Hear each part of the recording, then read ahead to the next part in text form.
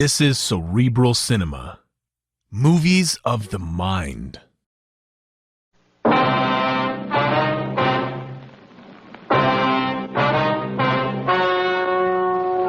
Ladies and gentlemen, the story you are about to hear is true. The names have been changed to protect the innocent.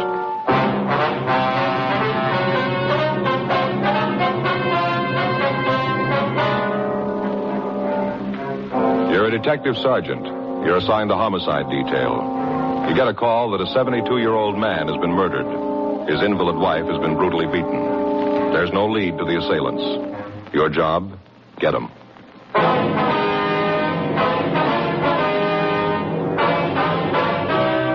Dragnet, the documented drama of an actual crime. For the next 30 minutes, in cooperation with the Los Angeles Police Department, you will travel step by step on the side of the law through an actual case transcribed from official police files. From beginning to end, from crime to punishment, Dragnet is the story of your police force in action.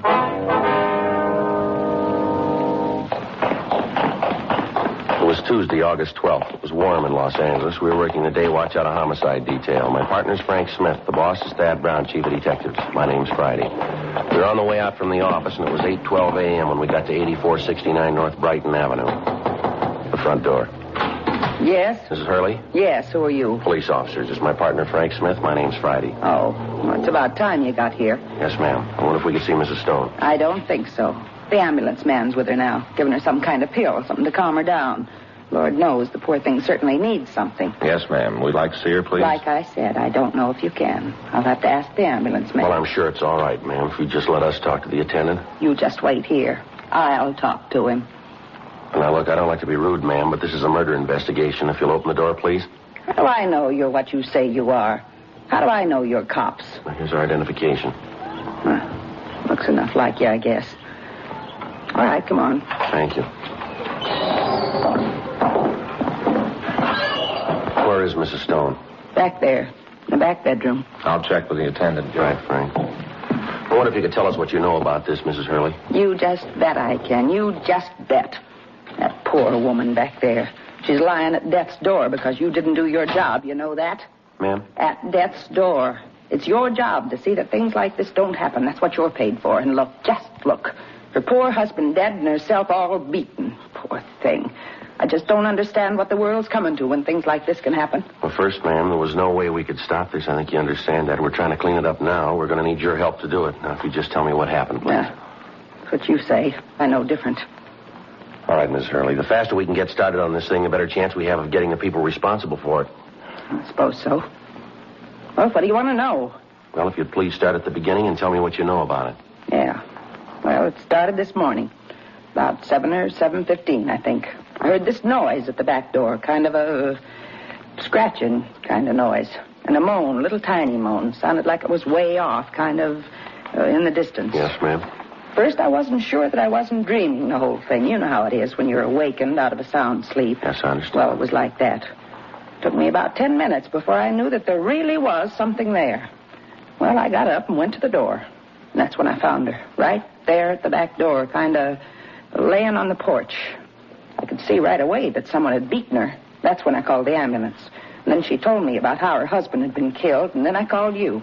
The other car, the one with the men in uniform, come out. Mm-hmm. They looked around, and then they went over to the house. That'd be the Stones' house? That's right. Next door. I see. How about it, Frank? Well, it's pretty bad, Joe. They're treating her now. Can we see her? Only attendant says it'll be all right for a couple of minutes. Not much more than that. They're going to take her to Georgia Street.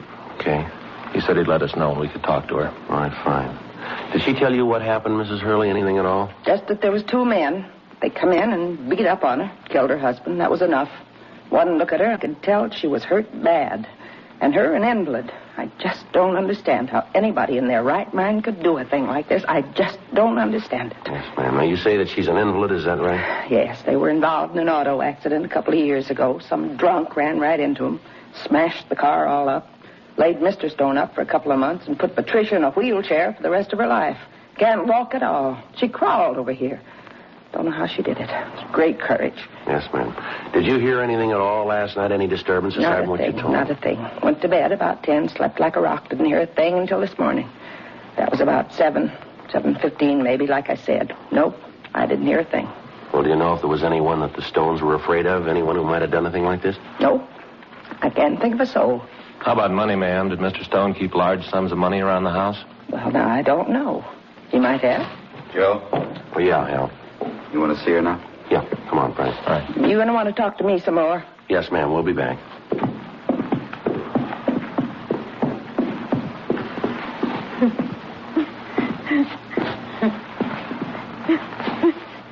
Mrs. Stone? Mrs. Stone? Yes? Who is it? Police officers, ma'am. We know you don't feel well, but there are a few questions we'd like to ask if you don't mind. You got the men yet? The ones who did this? No, ma'am, not yet. I tried to tell them. I tried. They just wouldn't listen. Ma'am. I told them to take whatever they wanted and leave us alone. Just leave us alone. I tried to tell them. They wouldn't listen. They killed Henry. They tried to kill me. Do you know who they were, Mrs. Stone? What? I say, do you know who they were? The men who did this, do you know who they were? Had you ever seen them before? No, I don't think so. It was dark. Then I heard them argue with Henry. I tried to get up. I tried to help him, but I couldn't. I screamed, but they didn't pay attention. Then they killed her. Ma'am, can you describe them for us? Tell us how tall they were, how they were dressed, maybe. They didn't know that I was there. Then they came into my room, and they said they'd kill the other one, so they might as well kill me, too. I tried to tell them to go away, and they wouldn't listen. They just hit me and hit me and hit me. There wasn't anything I could do. Did they drive a car, ma'am? Is there anything you can tell us that might help us in identifying them? Did one of them use a name, maybe? They locked me in the closet. They put that pillow over my head. I don't know why. I told them they could take what they wanted.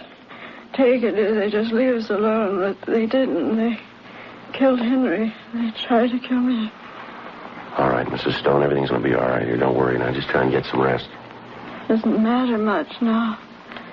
Isn't anything that matters anymore. Nothing now that they killed Henry.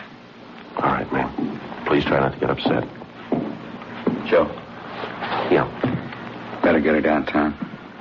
Well, how's it look for her, Hal? What are her chances? Depends Yeah. how hard she wants to try.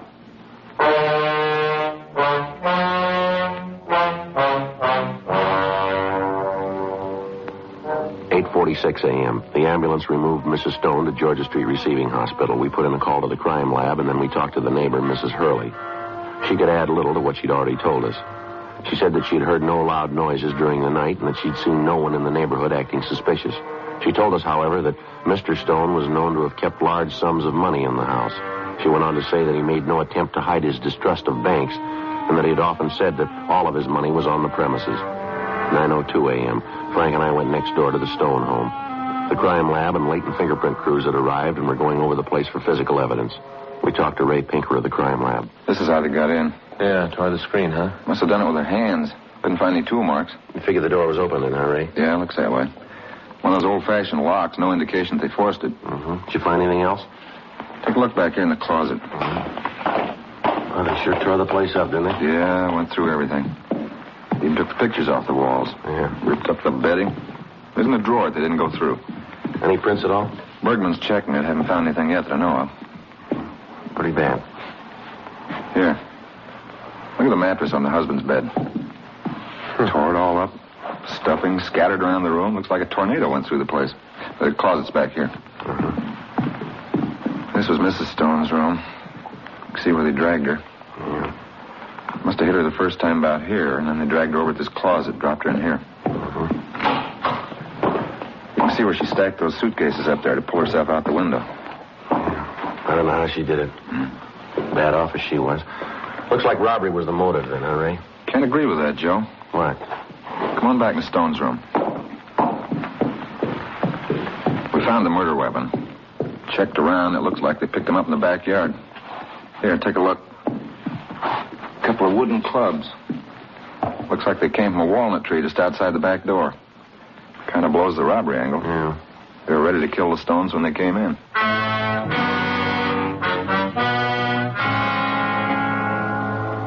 .30 a.m. The crime lab finished their investigation of the house. The backyard and the surrounding ground were gone over. In the soft earth at the foot of one of the walnut trees, a pair of footprints was found and plaster casts were made of them. On the lower limbs of the trees, we found the place where the 2 clubs could have been taken. The rest of the yard and the immediate vicinity were combed, but we found nothing. 12:15 p.m. Frank put in a call to Georgia Street Receiving Hospital. They told him that Mrs. Stone had been given emergency treatment and then had been removed to the county hospital. Her condition was listed as critical. They said that it would be some time before we'd be able to talk to her. 1:30 p.m. We began to canvass the neighborhood. From the people in the surrounding houses, we found that Mr. Stone had retired from the wholesale grocery business about 10 years ago. He devoted himself to the cultivation of prize roses and the care of Mrs. Stone. The neighbors told us that the Stones were quiet and that they seldom entertained. 3:15 p.m. We went back to talk to Mrs. Hurley. I knew you'd be back. Ma'am? I knew you'd come back to talk to me again. Could have told you a lot, but I thought I'd just let you try and find out for yourself. Didn't do too well, did you? Did you? I don't think I understand, Miss Hurley. Simple. Anything you want to know about this neighborhood, you come to the source. That's me. Anybody knows what's going on here, I do. Yeah, well, if you had information that you thought we should have had, why didn't you tell us before, ma'am? I didn't want to. Ma'am? I said I didn't want to. I still say that you were responsible for this whole thing, done your job, and it wouldn't have happened.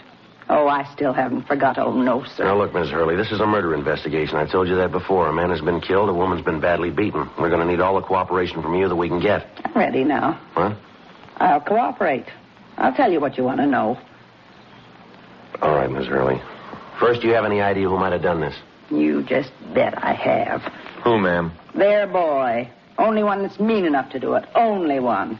Their boy? Sure. Herman Jr. He's the one. You just bet. Why do you say that? Because I know, that's why. Mean kid.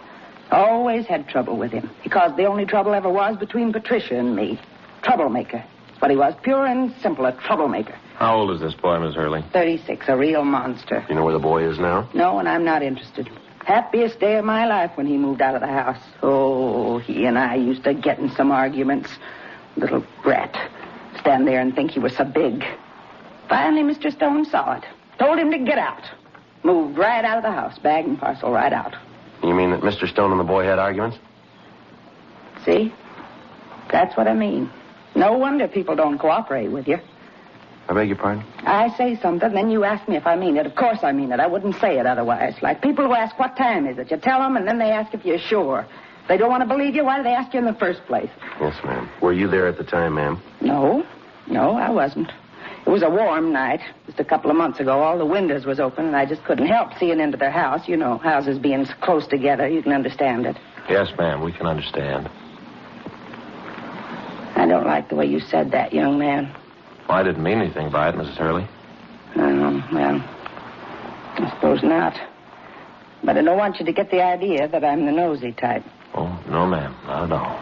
Well, anyway, Mr. Stone told Herman to get his things and get out. Right out. That night. Uh-huh. Well, did the boy leave that night? Oh, yes. Went right into his room and packed. Said he'd never come back, that he didn't want anything more to do with the old man. Then his father said that was the way he wanted it, that he was going to cut him out of his will. Well, you can just believe that's when the trouble really started. Well, now, where was Mrs. Stone all this time? Well, she was in her room, but she'd come out, wheeled herself right out, told them to stop this foolishness. She always was kind of pampering the boy. I think myself that's what caused him to be like he was.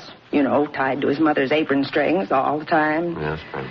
That's when Herman said that about doing something. Said that the old man was senile. Said that he was crazy. And that the money was his, and he was going to see that he got it. Said he meant to have it if he had to kill somebody.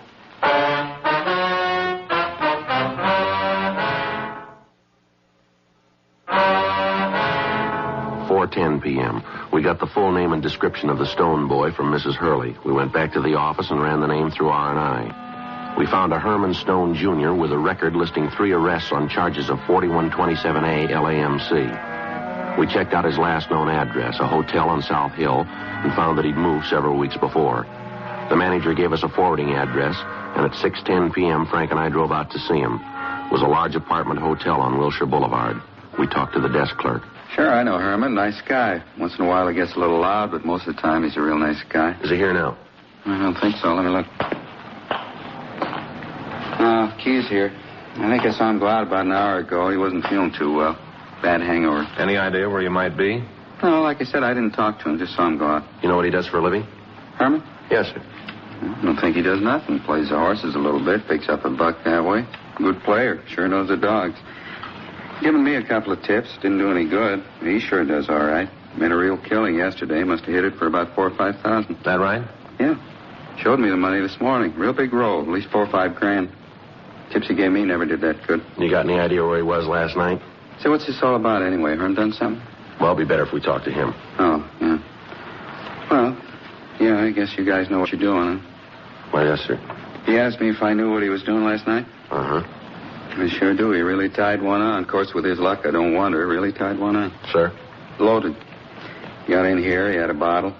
So you won't say anything about this to the management, will you? No, sir, we won't. Couldn't have that happen. They don't approve of drinking while I'm on duty. You understand. Kind of stuffy, but that's the way they look at it. Uh-huh. Like I said, old Herm rolls in here, and he's got this bottle. Asked me to have one with him. Well, I don't like to get him sore, so I do. And we have a couple of more. Old Herm, that boy can really put it away. Yes, sir. What time was that? Well, let's see. I guess about 7, maybe 7:15. Mm-hmm. Did he go out after that? Sure didn't. Killed the bottle, and then he passed right out, cold. Slept there on that couch. Uh-huh. No, sir, old Herm didn't go anyplace.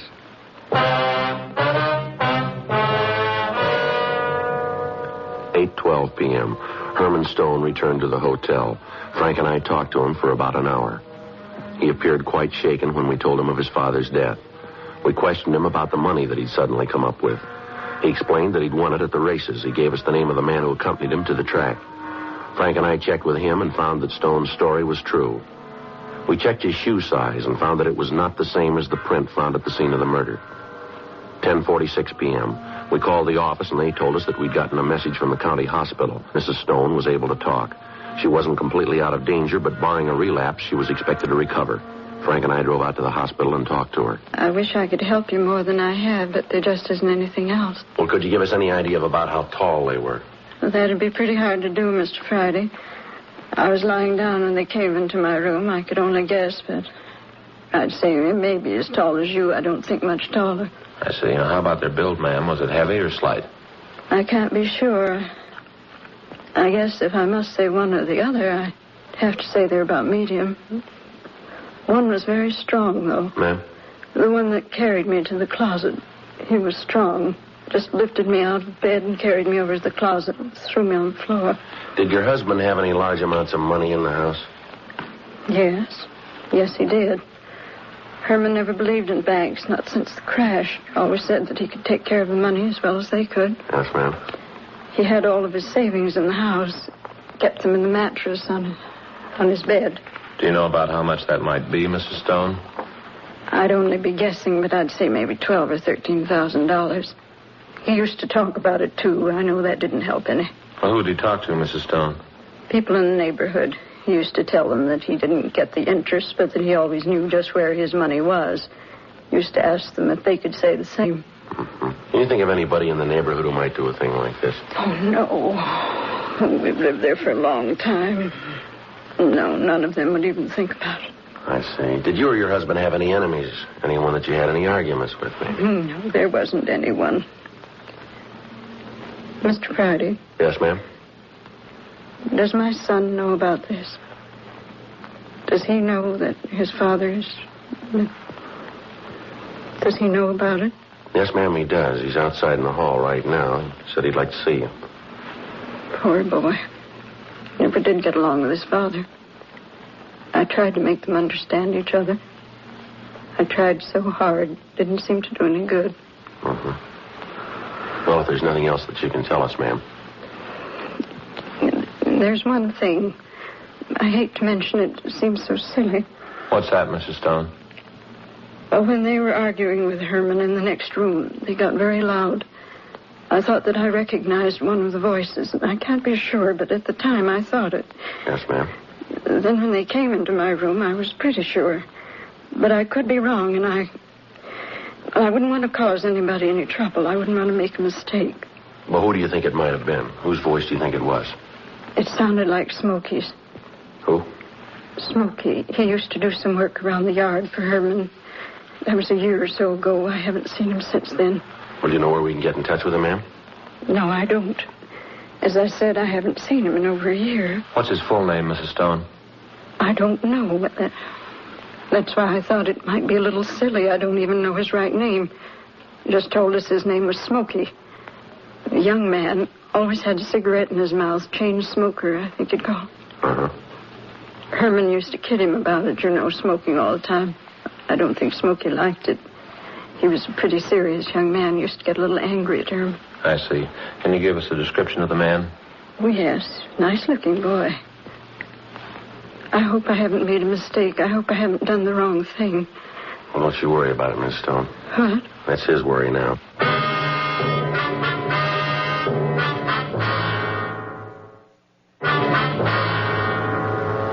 We continued to talk to Mrs. Stone. We got the description of the handyman who'd worked for her husband. 11:28 p.m. We went back to the city hall and ran the name and description through the moniker files in R&I. We came up with one good possible.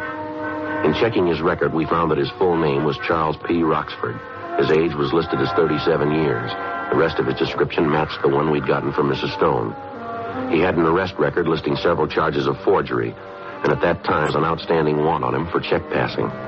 We went back to the office and called Forgery Division. Yeah, Roxford. Yeah, that's right, Charles R. Huh? Oh, we want to talk to him about a killing out on Brighton. Yeah. What? When was that? Yeah. Okay, we'll be right there. Well, that's a break. What do you mean? They know where he is? They got him.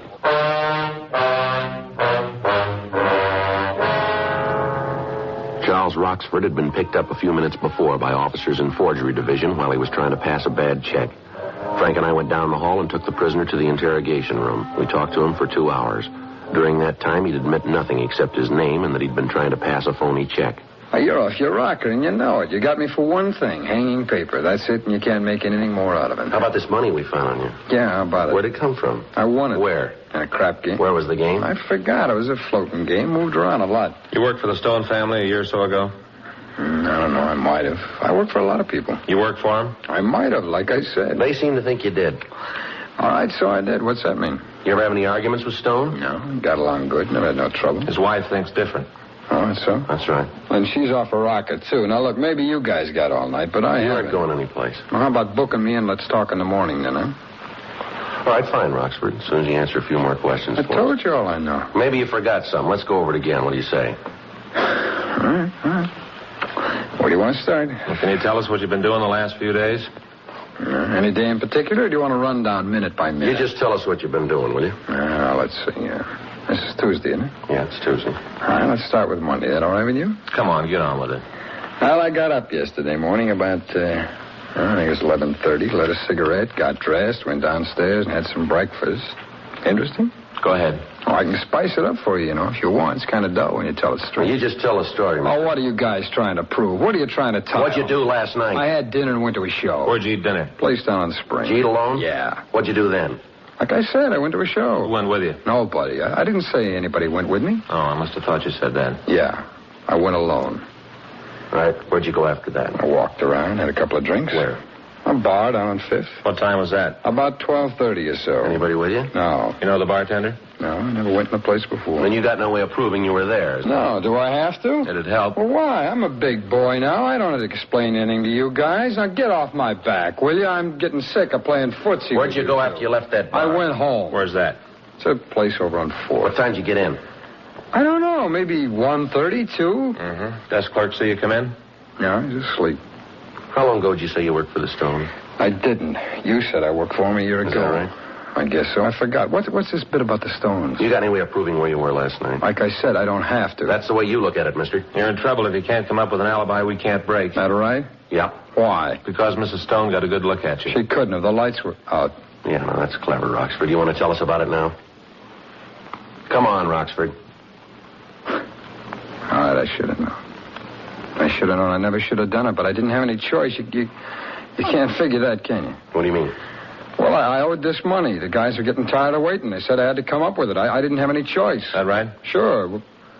Well, you can see it, can't you? I had to come up with the money. I tried to win it back. The more I played, the more I owed him. There just wasn't any other way. I knew old man Stone had it. Wasn't doing him any good, and I needed it. And I knew where he kept the money. Who was with you? Jackie Forbes. You know where we can find him? Yeah, I'll tell you. All right, you want to get stenographer, Frank? Yeah. I should have known. Should have known, but there just wasn't any choice. There wasn't any other way. Well, why'd you kill him? He knew who I was. There's no choice. I had to. Is that right? Well, sure, you can see that yourself, can't you? I couldn't find any other way. You didn't look very hard, did you?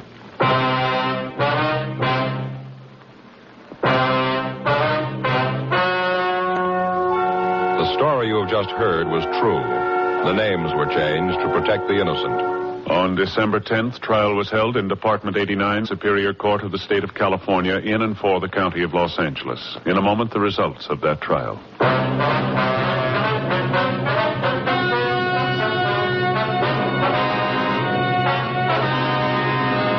Charles Richard Roxford and Jack Allen Forbes were tried and convicted of murder in the first degree. They were executed in the lethal gas chamber at the state penitentiary, San Quentin, California.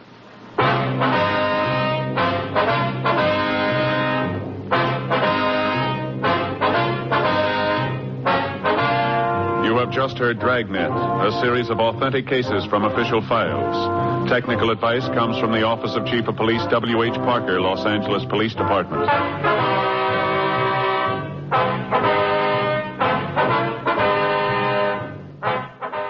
Cerebral Cinema hopes you have enjoyed this movie of the mind.